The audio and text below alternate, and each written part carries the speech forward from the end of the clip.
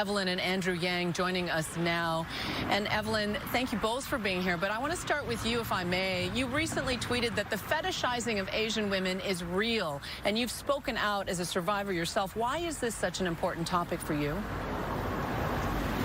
Well, thank you, Juju. Thanks for having us today.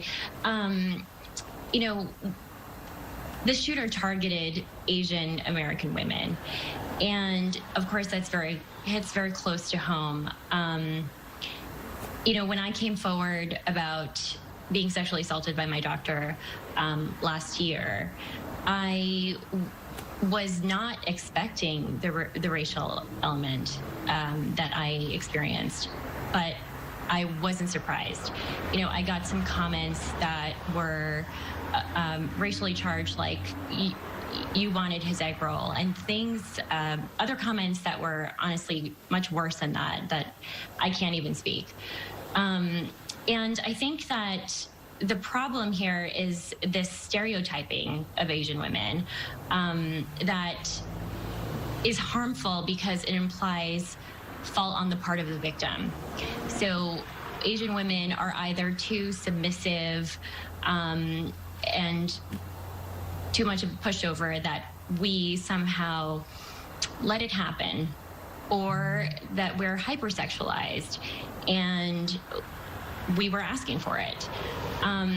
You know, these are two just very toxic, obviously, elements to these stereotypes, but they're also barriers to Asian women coming forward about sexual assault when, you know, culturally, it's also less likely that Asian American women come forward to begin with. And I think when you look at... Right. I know you both have fought against the cultural tendency towards silence. Andrew, you have been such a staunch ally for your wife throughout her ordeal. How can men be allies in this fight? Well, men have to speak up when we see something in terms of misogyny or mistreatment of women, and certainly if there's a woman in our life that is being subject to some form of abuse or harassment. And I have to say that men are around other men, and we can do more.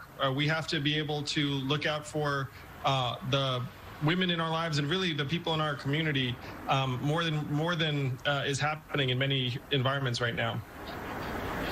And yet, Evelyn, you also have spoken out about experiencing COVID racism firsthand. What did you mean by that? So, I think like many Asians in the last year, we've experienced belittling just on the street. You know, my first brush with COVID-related racism was a comment by a woman who said something to me along the lines of, "Stay away from me, I don't want your diseases." And I think what was most disturbing about that encounter was that it was in broad daylight. She said it in front of her friend, like it was completely accepable when it's not. Right. And I think that this speaks to the normalization of what's happening with within our community, which is the dehumanization of Asian Americans. Right. And even Andrew, in the 10 seconds we have left, what can the Asian American community do to rally around this issue and stop the hate? The first thing we have to do is let people know that this is happening, this is real, it's getting stronger, it's getting more dangerous. And even now, Juju, a lot of these incidents are not reported. We have to change that. Thank you for being part of the change, Andrew and Evelyn Yang. Thanks for being with us.